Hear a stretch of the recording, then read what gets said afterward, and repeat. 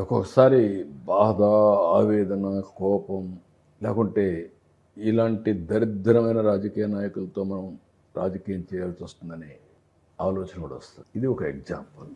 అందరికీ ఆడబిడ్డలు ఉన్నారా? భార్య ఉంది, కూతుర్లు ఉంటారు, తల్లి ఉంది. అదే సమయంలో ఒక ప్రాంతంలో ఉండే మహిళల్ని ఉద్దేశించి వేశ్యల రాజధాని అని మాట్లాడుతూ దాన్ని సప్లిమెంట్ చేసే విధంగా మళ్ళీ మాట్లాడి వాళ్ళ మనోభావాలు దెబ్బతినడం అనేది ఇది క్షమించడం నేరం. ఇలాంటి వ్యక్తులు రాజకీయాలకు అర్హులు. ఇంకా ఇలాంటి వ్యక్తుల పట్ల ఉపేక్ష చూపించే వాళ్ళని ఏమనాలి? మా వాడు ఎవడో తెలుసో తెలియకో ఆయన సత్యమండి పైన ఒక ఇది పెడితే నేను వాడిని జైల్లో పెట్టాను. వెంటనే 6-7 అవర్స్లో జైల్లో పెట్టారు. అంటే భయపడా? కాదు.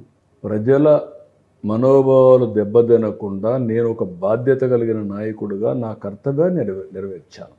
4 రోజులు అయిందా? రిపెంటెన్సీ ఉందా? కనీసం మా వాళ్ళు తప్పు చేశారని చెప్పారు. ఇంకో మాట వాడారు.